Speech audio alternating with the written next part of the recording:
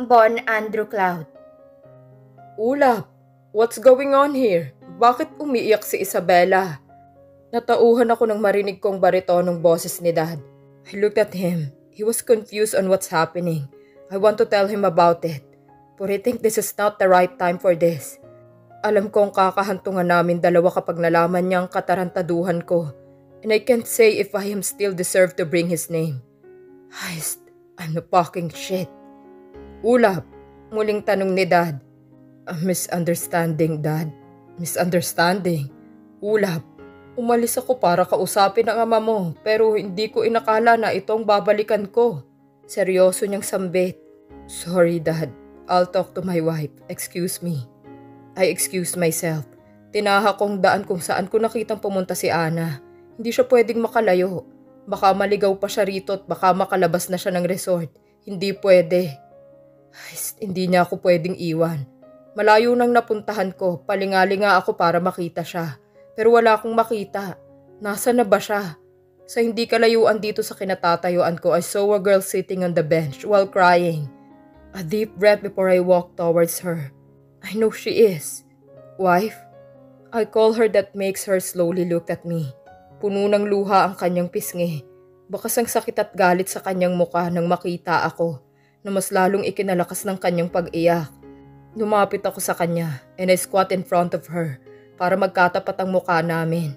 I hold her hands and slowly holding tightly. Don't you ever call me that, Bon. That's stupid. She cuts me off angrily. Kainis. Yeah, I know my sorry and apologize can't wash away the pain you feel right now. Even if I ask it every time. I still can't remove the mark in your heart that I hurt you. But don't you ever think that I fool you. And I didn't love you because it's not true. I love you so.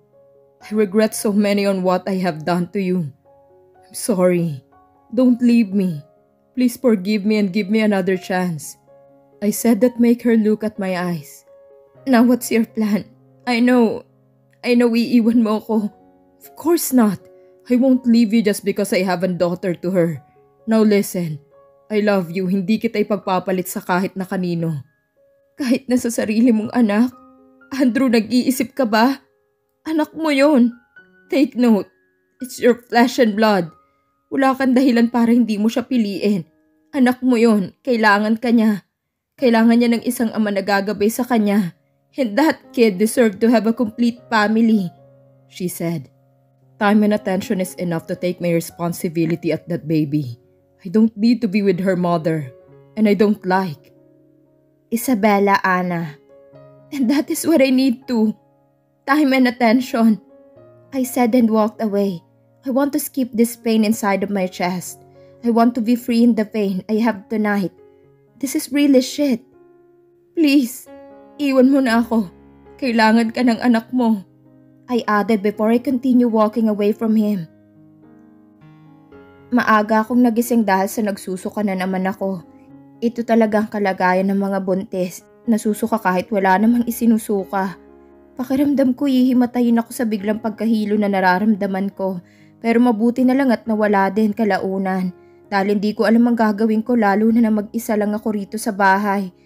Hanggang ngayon nandirito pa rin yung sakit. Mula nang malaman ko na may anak siya. Pero ang mas masakit, yung hindi niya ako inuuwian.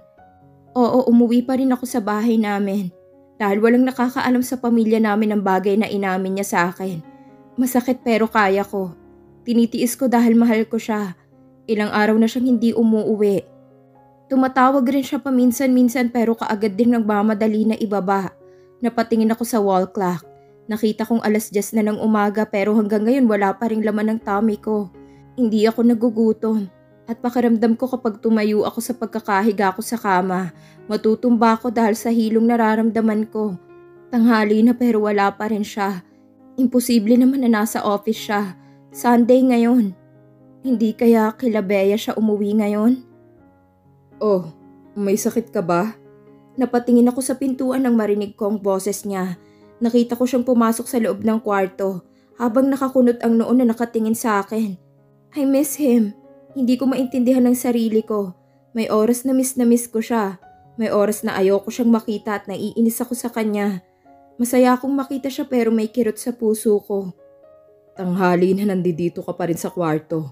Bakit hindi ka bumaba para naman makapagluto ka ng makakain? Diretsahang sabi niya sa akin at naglakad papasok sa banyo. Bakit hindi ka nalang nagstay sa mag-ina mo? Malapit na naman mag-lunch. Dapat doon ka nalang kumain dahil wala akong ganang magluto. Sagot ko na ikinatigil niya sa pagpasok sa banyo. Humarap siya sa akin at tiningnan ako. Pinanatili kong seryosong itsura ko at pinipigilan ng luhang gustong kumawala sa mata ko. Dapat sinabi mo yan bago pa ako nakauwi. Malamig niyang saad sa akin bago siya padabog na pumasok sa banyo. Parang sinabi niya na rin na nandoon talaga siya galing. Hindi naman siya ganito dati. Pero bakit ang laki ng binagbago ng pakikitungo niya sa akin? Pinilit kong bumangon sa kama kahit na tamad akong gumalaw. Medyo okay na rin ang hilo ko kaya ayos naman ang pakiramdam ko. Siguro nga kailangan ko talagang magluto ng makakain. Gutom na ako. Kawawa naman ang baby ko. For sure nagugutom na rin siya.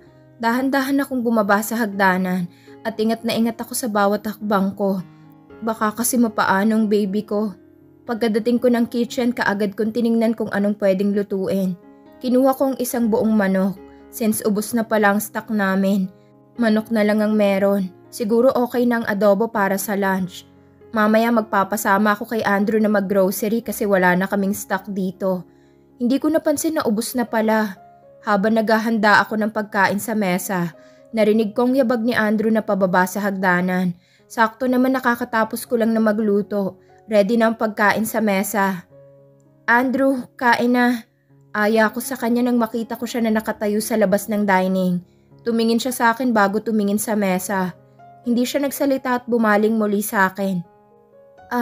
Nga pala, ubos na ang stocks natin. Kung pwede ka mamaya samahan mo akong mag-grocery. Ano, Ana? Putol niya sa sasabihin ko at kumamot siya sa braso niya. May pupuntahan ako. Pwede sa ibang araw na lang. Aalis na ako. Dagdag niya na ikinayuko ko. Teka, hindi ka kakain? Nagluto ko ng lunch para sa ating dalawa. Nakangiting saad ko. Hindi na, nagmamadali ako. Doon na lang ako kakain. Sige na, una na ako. Saad niya at naglakad na papalabas ng bahay. Narinig ko na lang ang pagbukas at sarado ng pinto. Tanda na nakaalis na siya. Napatingin ako sa niluto ko. Pinaghandaan ko pa naman to para sa kanya. Pero hindi man lang pala siya kakain. Mapakla akong ngumiti bago sinimulang kumain ng mag-isa. I don't know but I can't stop the tears leaky down to my cheek. Unang beses kong kumain ng mag-isa. Ang sakit pala. Hindi ko alam na ganito pala ang pakiramdam ng mabait. Minsan na nga lang siya umuwi. Aalis rin kaagad kapag ayaw niya nang magstay dito sa bahay. Ayaw niya na ba akong makita? Ayaw niya na ba akong makasama? Ayaw niya na ba sa akin? Tiniis ko naman Bakit ganito? Ako pa rin ang talo. Kaagad kong tinapos ang pagkain ko at nilinis kong pinagkainan ko bago ako naligo. Hindi naman pwede na sa ibang araw ako mag-grocery dahil mamayang gabi wala akong kakainin dito. Kaya ko naman mag-isa kaya mamimili na ako ngayon. Since may sarili akong kotse, regalo to sa akin ni Dad nung graduation ko kaya iingatan ko since first car ko rin ito. Nag-drive ako papuntang mall. Ewan ko ba kung bakit sa mall ko pa naisipang bumili. Meron din namang pinakamalapit na store dito sa bahay namin. Pagkapasok ko sa mall, dumiretso na ako sa grocery store. Wala naman akong ibang pinunta rito kundi ang mamili ng makakain. Kumuha ako ng pushcart at nagsimula ng maghanap ng mga kailangan ko. Siyempre kailangan kong unahin ang sarili ko. Kaya naman binili ko na muna ang mga gatas na dapat iniinom ng isang buntis. Namili rin ako ng pwede kong kainin mamayang dinner. At mga prutas na kakailanganin ko. Bumili rin ako ng mga canned goods na pwede kong makain kapag tinatamad ako magluto. Hindi na magkasya sa cart kong pinamili ko. Kaya medyo mabigat na rin ang tinutulak ko. Pero kaya ko pa naman. Kung nandito sana si Andrew, hindi ako mahihirapan sa pamimili ko dahil may kasama ako. Napadaan ako sa mga pagkain pambata. Yun bang wala pang 1-year-old baby? Ano kayang magandang brand para sa baby ko kapag naisilang ko na siya? Kukuha na sana ako ng isang box para tingnan ito nung may nahagip ang mata ko na pamilyar na tao. Tiningnan ko siya. He was pushing the cart while choosing the product what the woman asked him to get. I smiled bitterly. Kaya pala nagmamadali siyang umalis at ang bilis niyang tumanggi na samahan akong mamili. Dahil dito rin palang punta niya, kasama ang mag-ina niya. Bakit ang sakit? Dalawa rin naman kami para samahan niya. Nahulog ang isang item sa cart na daladala ko. Dahilan para mapatingin siya sa gawi ko. Nakita kong gulat sa mukha niya nang makita ako. Hindi rin nakawala sa paningin ko na nakatingin rin sa akin ang babaeng kasama niya. Ngumiti ito sa akin na para bang ang bait niya. Kaagad akong nag-iwas ng tingin sa kanila. At kaagad kong pinulot ang item na nalaglag at itinulak ko ang pushcart papuntang counter.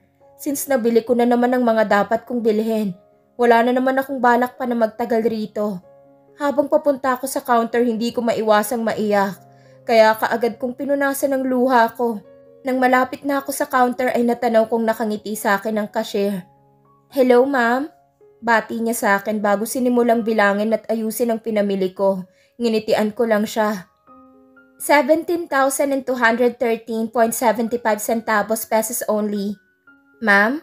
Saad ng cashier. Kinuha ko sa bag ko ang ATM ko at iniabot sa kanya. Nasobrahan ata ang pinamili ko pero okay na rin. Para naman matagal akong hindi makapag-grocery. Total hindi naman madaling masira ang mga binili ko. "Ma'am, sorry pero wala pong laman ang card nyo." Sambit ng cashier na ikinalaki ng mata ko. "Paanong wala?" "Sigurado ka ba dyan? Alam ko may pera pa ako, pakitry mo nga ulit." Kinakabahan kong saad sa cashier. "Paanong wala? Sa lahat ng bagay ko ginagamit ang card na yon. Bigay yon sa akin ni Daddy. Imposible naman na nakalimutan niya akong bigyan ng allowance. Pero kahit na, hindi pa rin naman ubos ang pera ko. Paanong walang laman?" "Sorry ma'am, but you're zero balance." "What?" Napasa po ako sa noo ko nang marinig kong sinabi ng cashier. Hindi lang yun, kumirot pa ang ulo ko. Bakit ngayon pa? Ano nang gagawin ko? Hindi pwede na hindi ko bilhin ang mga kinuha ko dahil wala akong kakainin mamaya. "Miss, tumatanggap ba kayo ng credit card?" Tanong ko sa cashier nang maalala ko na may credit card pa ako. "Yes ma'am." Kaagad na sambit nito. Kaagad ko namang hinalungkat ang gamit ko sa bag para hanapin ang credit card ko. Pero wala akong makita. Gosh, bakit wala? Bakit ngayon pa ako tinamaan ng malas? "Miss, pwedeng iwan ko na muna. Babalikan ko, promise. Babalik ako. Kukuha lang ako ng card." "Use my card to pay her purchase." Someone cuts me off. Iniabot niya sa cashier ang card niya kaya kaagad akong napalingon sa kanya. Kaagad rin akong napaatras nang magkatapat ang mukha naming dalawa. "Lincoln?" I whispered. "Thanks, Jay, for giving me a savior." Salamat nga pala, Lincoln. Hindi ko alam kung anong gagawin ko kung wala ka. Hindi ko rin kasi alam kung bakit nagkaganon yung card ko. Nakakainis tuloy." I pouted. Nakakahiyaman pero sinagot niya ang ganong kalaking halaga ng pinamili ko. Naglalakad kami papunta sa parking kasi nag-volunteer pa siya na ihatid ako sa sasakyan. Dahil madami akong pinamili at mabigat yon. "Ano ka ba? Okay lang yun. Isipin mong libre ko na sa'yo yon." Nakangiting sabi niya sa akin. Hindi, ano ka ba? Ang mahal kaya ng binayaran mo. Promise, babayaran kita." Sabi ko nang buksan ko ang backseat ng sasakyan ko at ipinasok niya ang pinamili ko. "Sige, ikaw ang bahala pero sinasabi ko sa'yo, libre ko na yon." Ngumiti siya sa akin at ginulong buhok ko. Teka, ano palang ginagawa mo dito? May kasama ka ba?" Nagtatakang tanong ko sa kanya. Hala, baka naman hinahanap na siya ng kasama niya. "Kasi may sinusundan ako." Napatigil siya sa pagsasalita na para bang na-realize niya na mali ang sasabihin niya. Kumunot ang noo ko sa kanya. "Sinusundan? Sino naman?" "Hoy, ikaw ha, hindi ko alam na stalker ka na ngayon." Natatawang sabi ko na ikinailing niya. Tumikhim siya bago nagsalita. Si Mama. Oo, si Mama. Sinundan ko dahil sabi niya mamimili siya. Niyaya niya ako kanina. Sabi ko susunod na lang ako. Ayoko namang mag-isa siya." Paliwanag niya na ikinatango ko. Napakaswerte naman ng mami ni Lincoln. Ang bait ng anak niya. Nakita kong sumeryosong mukha niya na para bang hindi siya napakali. Ang weird ni Lincoln na. Sige, mauna na ako. Balikan mo na ang mama mo sa loob. For sure, hinahanap ka na nun." Sabi ko. Naglakad papasok sa driver's seat. Bubuksan ko na sana yun nang buksan yun ni Lincoln para sa akin. Gentleman talaga ni Lincoln kahit kailan. Thank you. Nakangiting sabi ko sa kanya bago ko ipinasok sa loob ng sasakyan ang gamit ko. Sabay kaming napalingon ni Lincoln nang makarinig kami ng iyak ng sanggol na pumuno rito sa parking. I was stunned nang makita ko si Andrew na pinapatahan ng bata sa mga bisig niya. Nakikita ko kung gaano siya kasaya habang hawak niya ang bata, na siya namang ikinakirot ng puso ko sa sakit. Napabaling sila sa amin kaya nakita kong pagkagulat nila pareho nang makita kami ni Lincoln. Nagkatinginan kami ni Lincoln kaya nginitian ko siya nang makita kong nakangiti siya sa akin. Si Bon yun, di ba? Nagtatakang tanong niya sa akin. Sige na, mauna na ako. Pag-iiwas ko sa tanong niya. Alam ko namang si Andrew yon dahil nakita ko siya sa loob, pero hindi ko inakala na magkikita ulit kami rito sa car park. Nagmamadali akong pumasok sa loob ng sasakyan ko. Sige, ingat ka sa pagmamaneho. Hinawakan ako ni Lincoln sa ulo ko na para bang 10 taong gulang na bata. Opo, salamat po ulit. Nakangiting saad ko sa kanya at tumango naman siya. Isinara niya na ang pinto ng sasakyan ko nang makaupo na ako sa loob. Ibinaba kong salamin sa tapat ko at nakita kong kumaway siya sa akin at nginitian ko naman siya. Napabaling ako sa kinaroroonan ni Andrew. Nakita kong masama ang tingin niya sa akin na para bang ang laki ng kasalanan ko. Nag-iwas ako ng tingin sa kanya at nagsimula na akong magmaneho papaalis sa mall. Bakit ganito siya sa akin? Nagkita kami pero parang wala siyang pakialam sa akin. Bakit pakiramdam ko nakikita niya ako pero hindi niya ako kilala? Para hindi niya ako lapitan o tulungan man lang. First time kong makita si Bea, masasabi kong sobrang ganda niya. Sa pananamit niya sa hubog ng kanyang katawan, sa kinis ng kanyang balat at sa ganda ng kanyang muka. Hindi na ako nagtataka kung bakit babalik sa kanya si Andrew. Ang ganda niya at sa tingin ko'y mabait pa siya. Yun bang tipong mahinhin siya? Hindi mo rin iisipin na may anak na siya. Magkasama silang tatlo at nakikita kong ang saya ni Andrew na kasama sila. Kumpletong pamilya sila. Hindi ko man nakita ang mukha ng bata pero alam kong maganda yon dahil maganda't gwapo ang magulang niya. I was insecure. I don't know why. Maybe I can tell Andrew that I am carrying his child even if I am his wife. Unlike Bea, she told the man who got her pregnant. Even she know that he already married to someone just to give her child a complete family.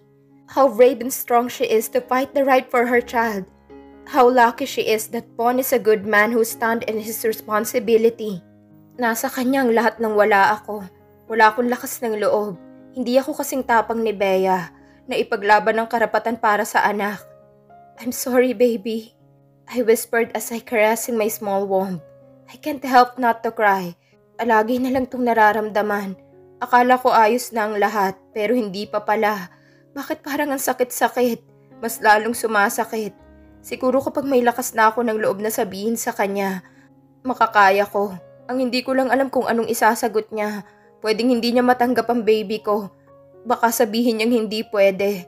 Dahil sa may anak na siya sa iba at mas magpapakatatay siya rito kaysa sa anak namin. Ayokong marinig ang mga salitang yun mula sa kanya. Ayoko, hanggat kaya ko pa. Hanggat hindi pa halata ang baby ko. Hindi ko muna sasabihin sa kanya. Kaagad akong bumaba sa sasakyan ko nang maiparada ko sa garahe ng bahay namin ang sasakyan ko. Kaagad kong ibinaba ang isang karton. Since ang bigat ng mga ito kailangan kong isa-isahin papasok sa bahay. Bawal rin kasi akong magbuhat ng mabigat, sabi ng OB ko. Binuksan ko ang bahay at pilit kong binuhat lahat ng pinamili ko papunta sa kitchen. Muntik pa akong matapunan ng gatas na iniinom ko sa gulat dahil sa ginawa niya. Kinabahan ako ng dahil sa gulat. What do you think you're doing? Flirting in front of me? He asked me coldly. Flirting in front of him? Sa nakikita ko wala akong kasama rito sa bahay nang dumating siya. At wala akong nilalande dahil hindi ko yun ugali. Naririnig mo ba yung sinabi mo? Sa pagkakaalala ko, ikaw tong may kasama kanina.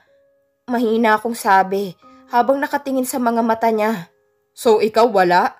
Kaagad niyang sagot sa akin at umiling. Si Lincoln ba ang tinutukoy niya? Wala akong kasama kanina, mag-isa lang ako. Totoo naman eh, hindi ko kasama si Lincoln nang pumunta ng mall. Huwag mo nga akong ginagago.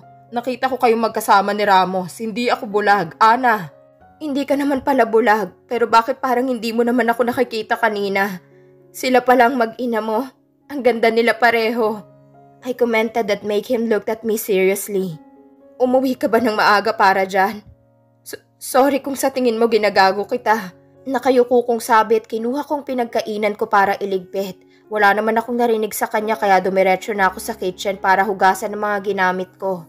Bala ko namang magpahinga na muna dahil pakiramdam ko pagod na ako. Pero naisip kong nandoon si Andrew kaya wag na lang. Total pupunta rito sila Shane para magluto ng dinner. For sure makakarating sila dito maya-maya pa. Gusto kong kumain ng sinabawang baboy na may bagoong. Kaya iyon ang niluto ko. Buti na lang nakabili ako ng bagoong sa tindahan. Dito malapit sa village namin.